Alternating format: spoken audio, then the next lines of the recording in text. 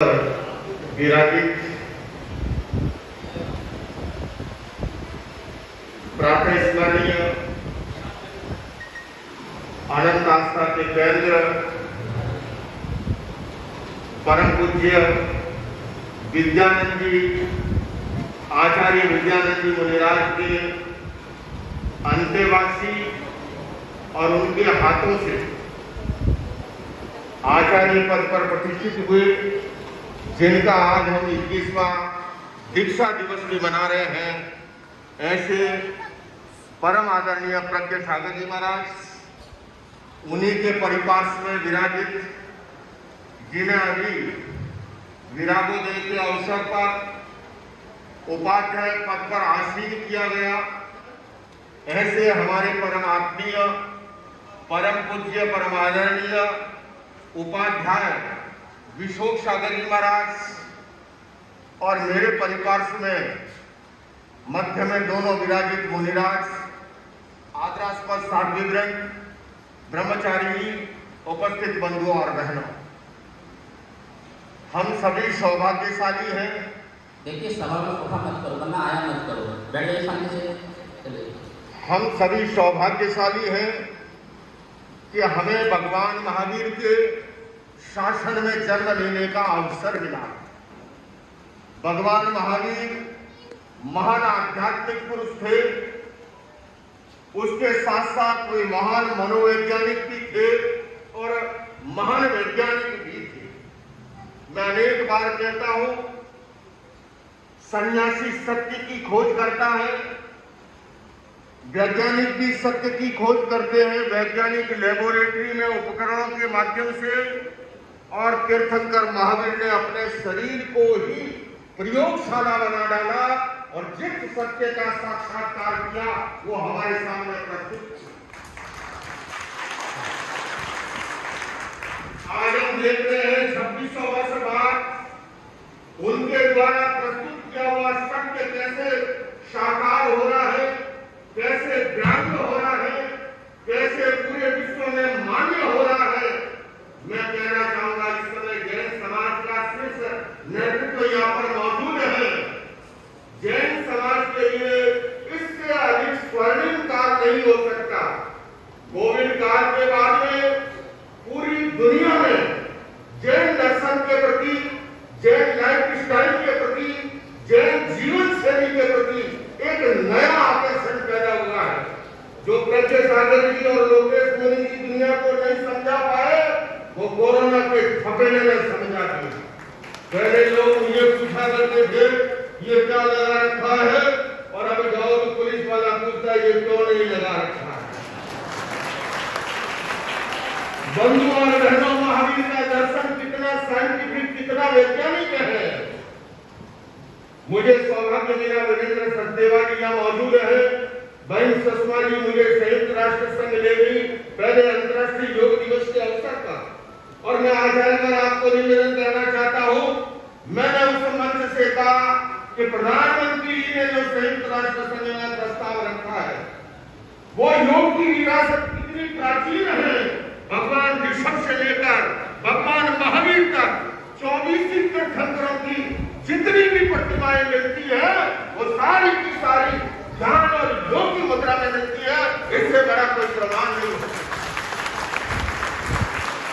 बंधुओं और बहनों, बीच में लगातार 5 वर्ष में संयुक्त राष्ट्र संघ जाता रहा, बीच में कोविड काल आ गया, तो जूम पर कार्यक्रम का आचार्य में निवेदन करना चाहता हूं।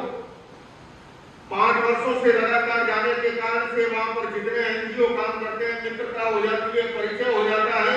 इस बार जब जूम पर जुड़े तो मुझे कहने लगे, जूम की मीटिंग से पहले लगभग सारे गोरे थे, बोले आचार्य जी हम सब जैनिज्म में कन्वर्ट हो गए, मास्क लगा करके बैठे हुए। मैंने भी हंसते हंसते उनसे कहा कि मैं तो उस महान गुरु के हाथों दीक्षित हुआ हूं। शुक्रान सेठिया जी गुरुवर कहते थे कि बेटा कोई जैन बने न बने, गुड मैन बनना चाहिए। और मैं आचार्य आपसे भी निवेदन कर रहा हूं, ये 26वां वर्ष जो हम मनाने जा रहे हैं, ये वर्ष अपने आप के अंदर अगर हम आज पूरी दुनिया की मानसिकता तैयार है जैन जीवन शैली को अपनाने के लिए, जिसे आप भारतीय जीवन शैली कह दो, जिसे आप सनातन जीवन शैली कह दो। और आजकल विदेशों के अंदर 14 घंटे का एक उपवास शुरू हुआ है। पश्चिमी देशों में बड़ी तेजी से, पता है उस उपवास को क्या कहते हैं, बता सकते हो? उस उपवास को क्या कहते हैं? किसी को जानकारी है? 14 घंटे का ब्रेक। देखो हमारी बहनें जो है भाइयों से आगे है, अरे मुछाले मर्दों सीखो इनसे कुछ। 14 घंटे का हमारी लोकार्सी और कौरसी का आपसे पूछो। आजकल डॉक्टर कहता है सोने से 3 घंटे पहले भोजन कर लो, ये 24 क्या है? आजकल मेडिकल साइंस कहता है वेजिटेरियन जो है वो सर्वश्रेष्ठ आहार है। मैं अधिक लंबा समय नहीं लूंगा। मैं देखता हूं प्रज्ञ सागर जी महाराज, आचार्य प्रज्ञ सागर जी महाराज निरंतर जो है वो शांत भी करते हैं, श्रम भी करते हैं और उनके अंदर समझ भी है कि सबको जोड़ करके कैसे चलना। आज मेरा सौभाग्य है, कल से मेरी अमेरिका की 2 महीने की शांति सद्भावना यात्रा शुरू हो रही है। 21 जून को माननीय प्रधानमंत्री जी के साथ यूनाइटेड नेशंस में अंतर्राष्ट्रीय योग दिवस का कार्यक्रम में पहली बार प्रधानमंत्री जी उपस्थित होंगे। उसके बाद वॉशिंगटन डीसी में कार्यक्रम है, जीतो के भी पदाधिकारी मेरे साथ हैं। आचार्य आपको याद होगा जब मैं विदेश जाता था तो आचार्य श्री के श्री चरणों में मैं उपस्थित हुआ करता था और ये मुझे विरासत में मिला। मुनि नथमणि और विद्यानंद जी मुनिराज जो है, रैनाचार्य विद्यानंद जी, ये ऐसे मित्र थे, मैं कह सकता हूँ 2 शरीर और 1 आत्मा के रूप में। और मैंने वो परंपरा निभाई जब भी जाता था, क्योंकि गुरुदेव आचार्य तुलसी महाप्रभु जी को हर वर्ष चातुर्मास यहाँ होता नहीं है। इस बार आचार्य महासमन जी पधारे थे, मैं उनके स्त्री चरणा में उपस्थित हुआ था। बहुत सम्मान हुआ, विस्तार से बातें हुई, पर मैं उसमें नहीं जाऊंगा। तो जब भी मैं विद्यानंद जी महाराज के पास जाता और वो सफेद चिंची लेकर के झपटा दिया और कहा जा, मैं आपको बताऊं, रहस्योद्घाटन करूं। लास्ट मेरी जो यात्रा थी, कोई बहुत बढ़िया बड़े कार्यक्रम, अच्छे कार्यक्रम, प्रभावी कार्यक्रम नहीं बने हुए थे, मात्र औपचारिक कार्यक्रम थे। पता नहीं क्या चमत्कार हुआ, मैं जो न्यूयॉर्क की धरती पर उतरता हूँ, एयरपोर्ट से एक पर एक ऐसे कार्यक्रम, सीनेट से लेकर के, हेरी टेंडन से लेकर के, यूनाइटेड नेशन से लेकर के, मैं कह सकता हूँ वचन सिद्धि वाला महापुरुष था। आज वो नहीं है, उनके शिष्यों के पास उपस्थित हुआ हो, उनके शुभकामनाएं लेने के लिए। आइए बंधुओं, हम सभी ये पंथ परंपरा है, लेकिन मैं फिर से कहूंगा, आप अपनी गुरु परंपरा का पालन कीजिए। और केवल जैन समाज के लिए नहीं कह रहा हूं, भगवान महावीर का अनेकांत दर्शन तो ये कहता है, तीर्थ सिद्ध अन्य तीर्थ सिद्ध, स्वलिंग सिद्ध ग्रहलिंग सिंह। ये सिद्धत्व का संबंध न देश से है न वेश से है। अगर कषाय मुक्ति है, क्रोध मान माया लोभ की मुक्ति है, राग द्वेष की मुक्ति है, इस्लामाबाद में जन्म लेने वाला भी मुक्त हो सकता है। और अगर कषाय मुक्ति नहीं है तो लोकेश मुनि जी महाराज रजो ले लो, पात्र ले लो, वेश पहन लो, पाली तना में जन्म ले लो, समय सी घर में ले लो, मुक्त नहीं हो सकते। इसलिए आचार्य वर्ग कह रहा हूं, आज अपेक्षा है धर्म को अध्यात्म से जोड़ो। जो हमने और इन छोटी छोटी चीजों में बांध करके रख दिया, आज अपेक्षा है धर्म को अध्यात्म से जोड़े, कषाय मुक्ति से जोड़े। लोग कहते हैं युवा आते नहीं है, मैं पूछता हूं आप ऐसा क्या कार्यक्रम करते हो उनको आना चाहिए, मुझे बताओ, है ना।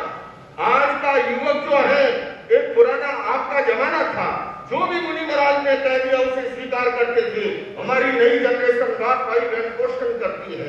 अगर आप साइंटिफिक ढंग से कार्यक्रमों को, तो आचार्य आपसे निवेदन कर रहा हूं, 2600 वर्ष में हमें मिलकर के जो काम करना है, और मैंने अपनी ओर से, मैं भले ही 22 साल तक पद यात्रा की, मैंने 1983 में आचार्य तुलसी जी के कर कमलों से पूज्य गुरुदेव के हाथों विकसित हुआ।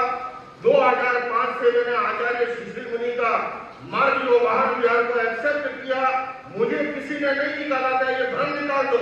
ये सुखराज जी की मौजूदगी में मैं कह रहा हूँ, मैंने अपने आप स्वतंत्र रास्ता लिया था, घंटों तक मुझे खोदते रहे, मुझे किसी ने नहीं निकाला।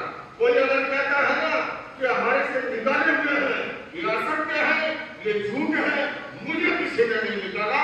हाँ, मुझे ये समझ में आ गया, भगवान बुद्ध और भगवान महावीर दोनों समकालीन थे। और महावीर का धर्म इतना साइंटिफिक होने के बावजूद, मोस्ट रिलेवेंट होने के बावजूद एक सीमित दायरे में रहा। और उसके बाद भी मैंने आज दिन तक किसी के बारे में दो शब्द लिखना तो दूर, दो शब्द कभी नेगेटिव आपने मेरे से नहीं सुनी होगी। अभी मुझे पार्लियामेंट में अवसर मिला जैन प्रार्थना प्रस्तुत करने का।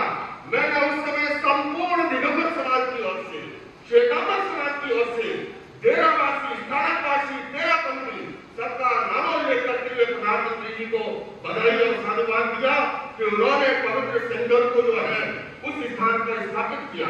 तो आइए हम सब मिलकर के ये 2600 वर्ष फिर से कहूंगा, आप अपनी गुरु परंपरा को पालिए, किंतु दूसरों का भी आदर और सम्मान कीजिए। यही महावीर का अनेकांत दर्शन है। और ऐसा नहीं करते हैं तो हम महावीर के अनेकांत दर्शन को भुलाते हैं।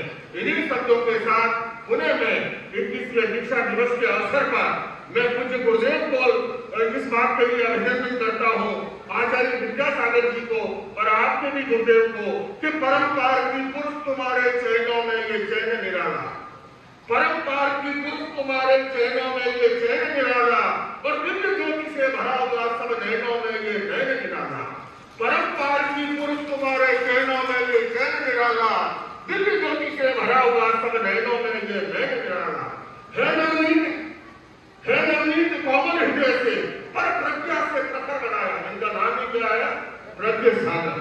और अभी इन्होंने किसी को अनुमति दी है तो अपने पीछे प्रज्ञ लगा सकता है। कई लोग मुझे कहते हैं कि आपके पीछे ये आचार्य कहते हैं। मैंने कहा मेरी संस्था का संविधान है, अहिंसा विश्व भारती का संस्थापक आचार्य पद पर मैं हूँ, और मेरे स्वर्गवास के बाद में मेरा जो उत्तराधिकारी होगा वो भी अहिंसा विश्व भारती का संस्थापक आचार्य कहलाएगा।